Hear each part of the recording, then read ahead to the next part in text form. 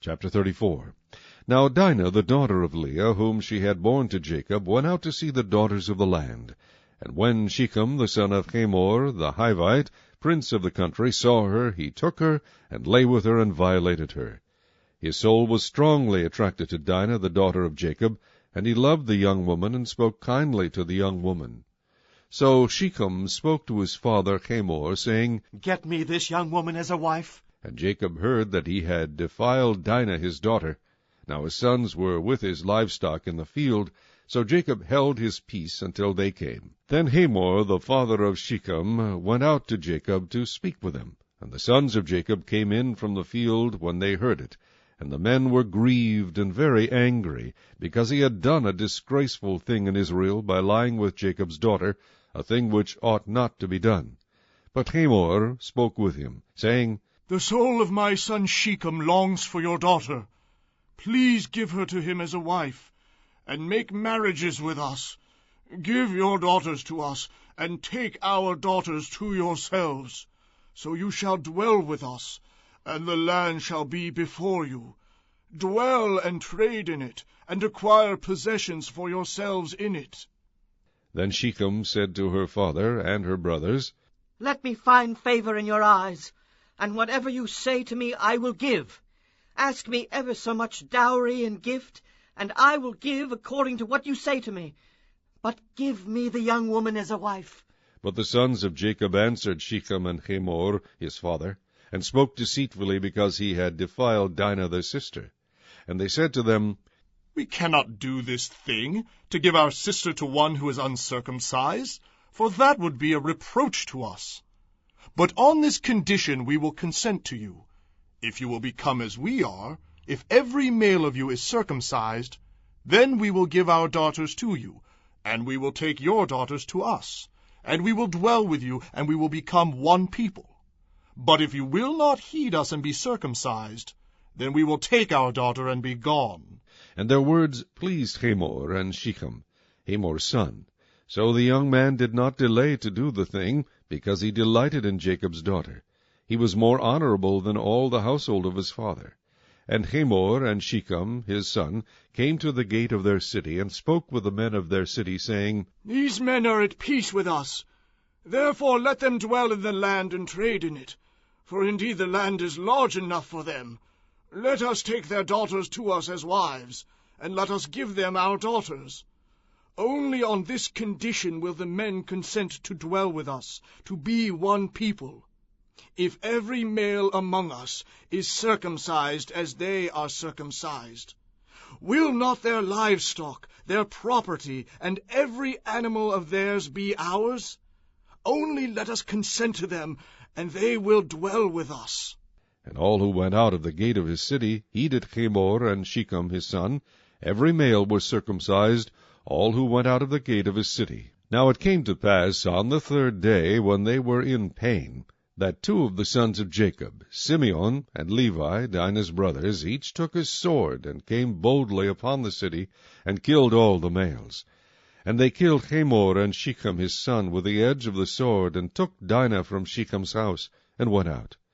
The sons of Jacob came upon the slain, and plundered the city, because their sister had been defiled. They took their sheep, their oxen, and their donkeys, what was in the city, and what was in the field, and all their wealth, all their little ones and their wives they took captive, and they plundered even all that was in the houses.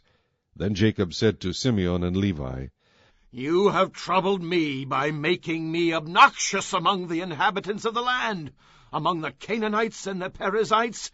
And since I am few in number, they will gather themselves together against me and kill me. I shall be destroyed, my household and I. But they said, Should he treat our sister like a harlot? Chapter 35.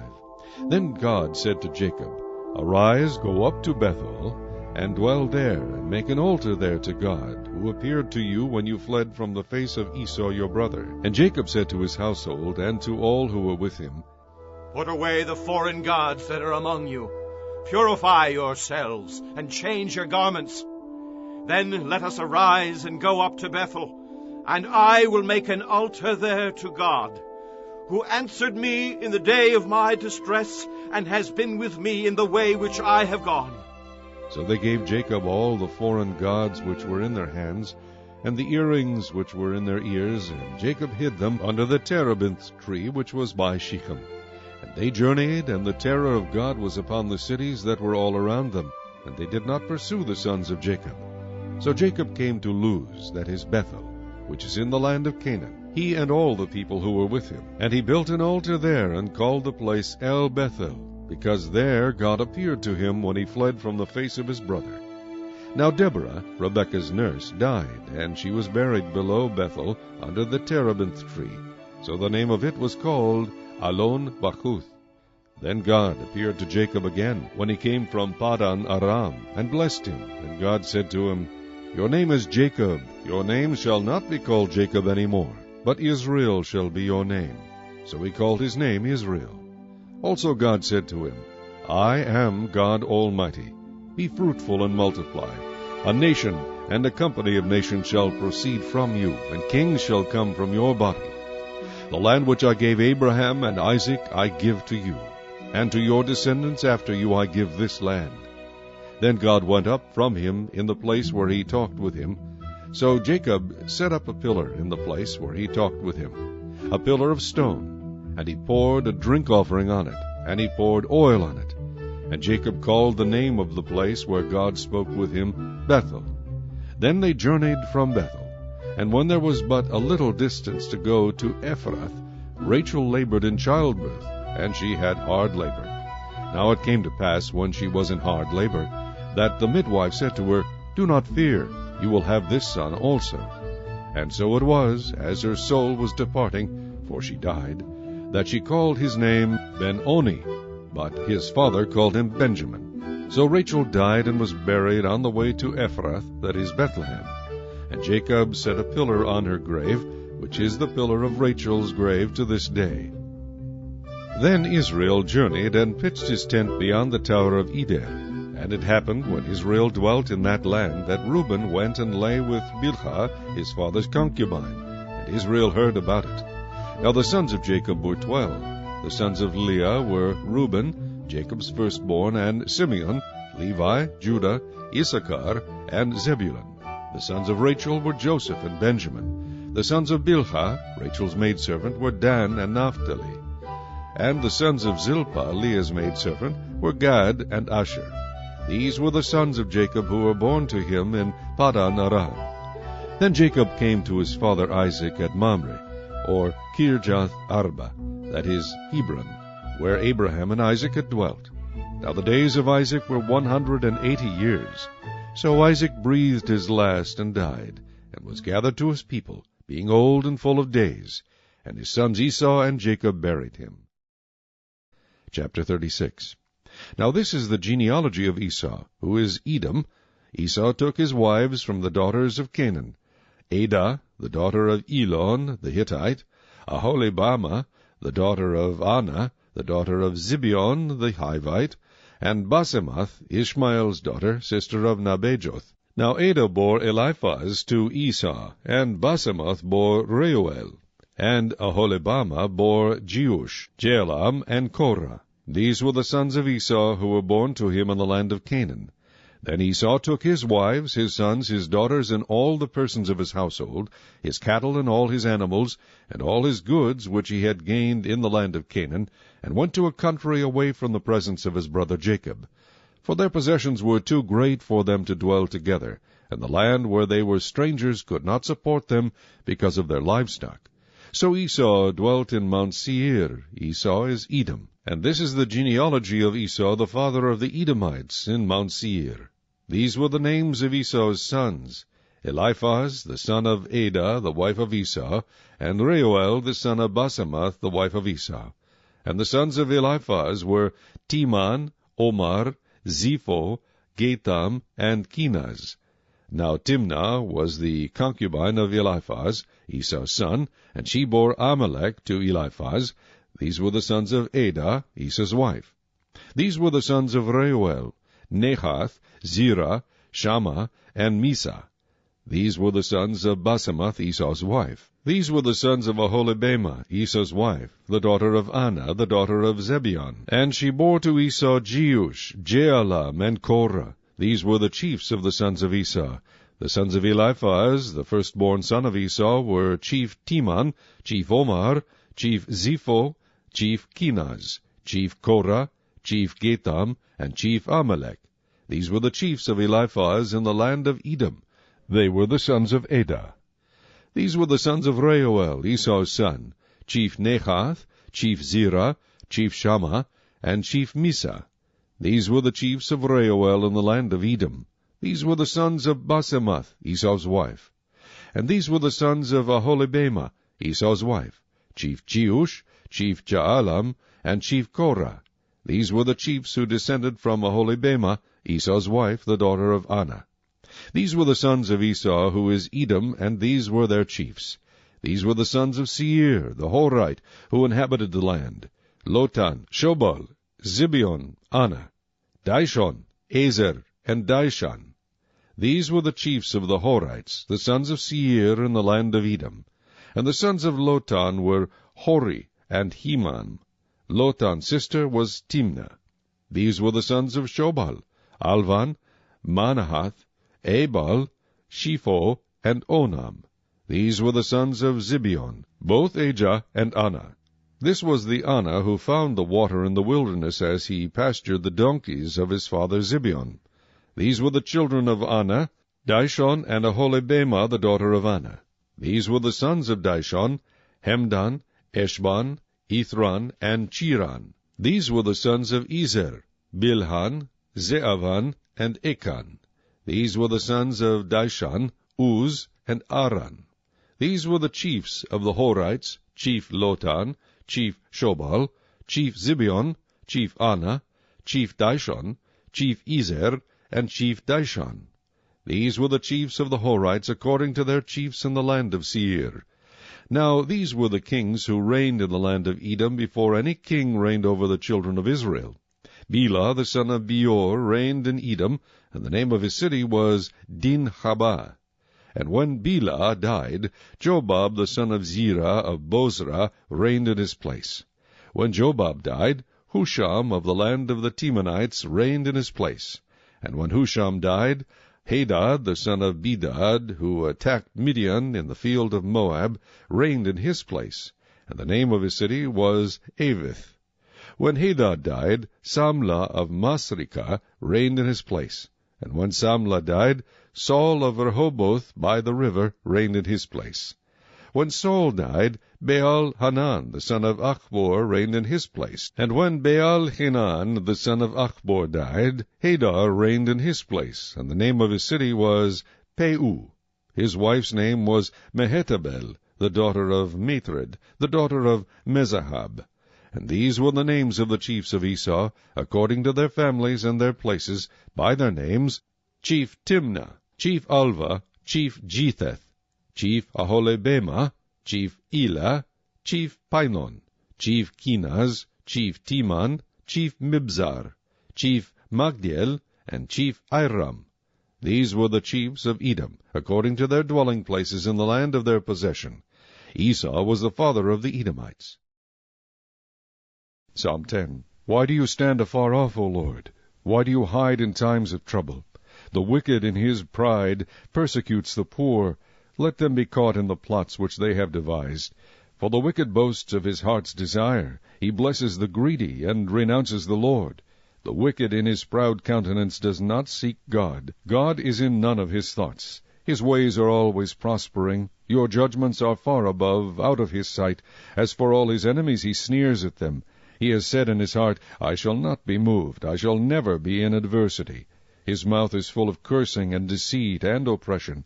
Under his tongue is trouble and iniquity. He sits in the lurking places of the villages. In the secret places he murders the innocent. His eyes are secretly fixed on the helpless. He lies in wait secretly, as a lion in his den. He lies in wait to catch the poor. He catches the poor when he draws him into his net. So he crouches, he lies low, that the helpless may fall by his strength. He has said in his heart, God is forgotten. He hides his face, he will never see. Arise, O Lord, O God, lift up your hand. Do not forget the humble. Why do the wicked renounce God? He has said in his heart, You will not require an account. But you have seen, for you observe trouble and grief, to repay it by your hand. The helpless commits himself to you. You are the helper of the fatherless. Break the arm of the wicked and the evil man. Seek out his wickedness until you find none. The Lord is king forever and ever.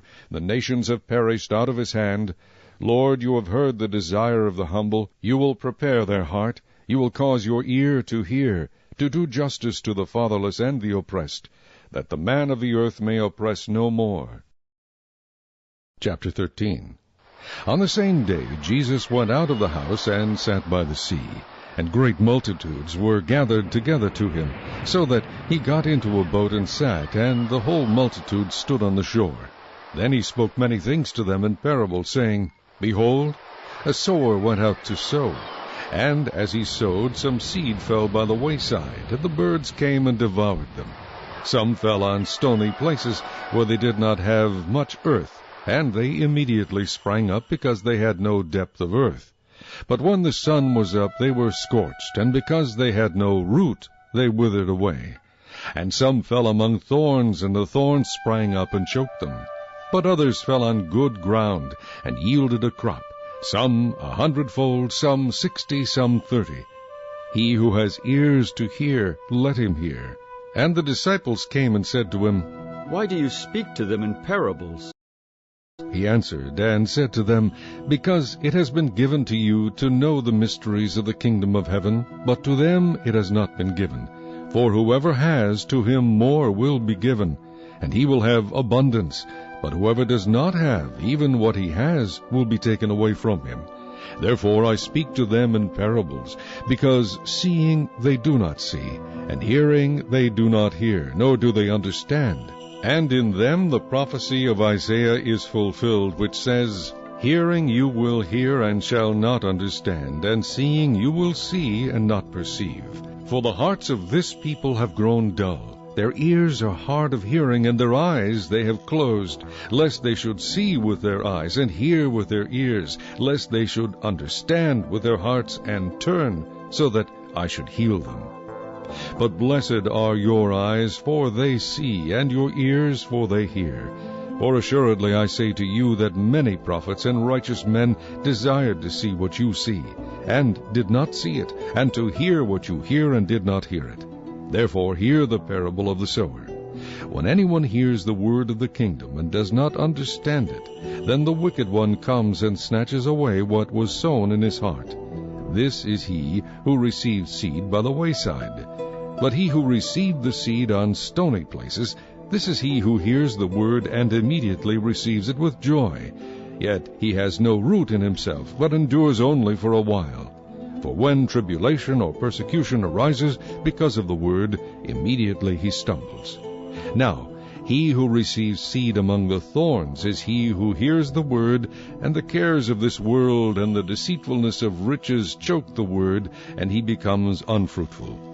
But he who received seed on the good ground is he who hears the word and understands it, who indeed bears fruit and produces some 100-fold, some 60, some 30. Another parable he put forth to them, saying, The kingdom of heaven is like a man who sowed good seed in his field.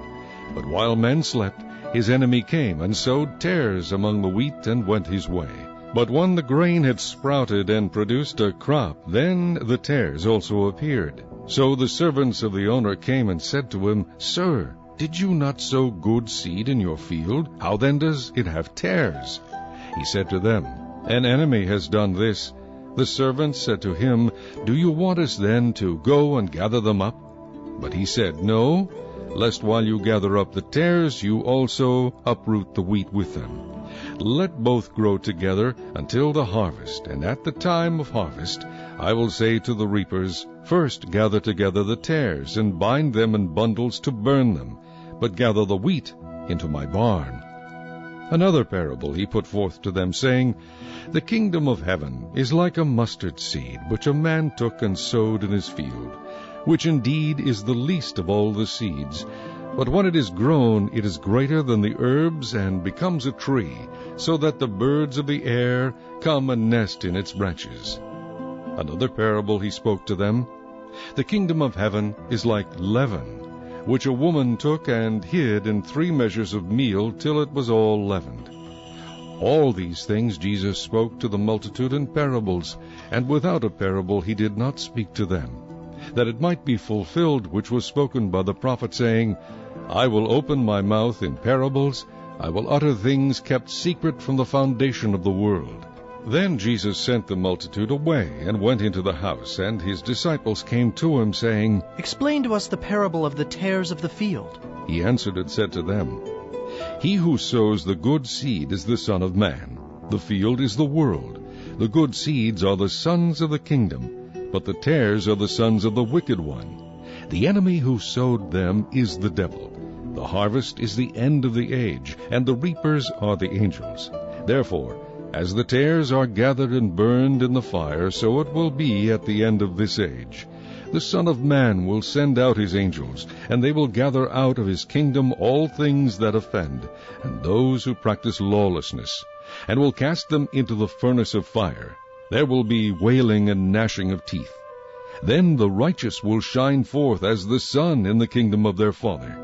He who has ears to hear, let him hear.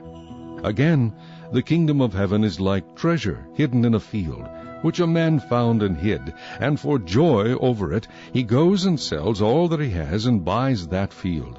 Again, the kingdom of heaven is like a merchant seeking beautiful pearls, who, when he had found one pearl of great price, went and sold all that he had, and bought it. Again, the kingdom of heaven is like a dragnet, that was cast into the sea, and gathered some of every kind, which, when it was full, they drew to shore. And they sat down and gathered the good into vessels, but threw the bad away.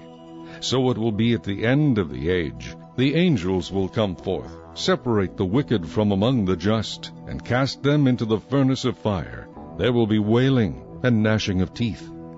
Jesus said to them, Have you understood all these things? They said to him, Yes, Lord. Then he said to them, Therefore every scribe instructed concerning the kingdom of heaven is like a householder who brings out of his treasure things new and old. Now it came to pass, when Jesus had finished these parables, that he departed from there. When he had come to his own country, he taught them in their synagogue, so that they were astonished, and said, Where did this man get this wisdom and these mighty works? Is this not the carpenter's son? Is not his mother called Mary? And his brothers, James, Joseph, Simon, and Judas?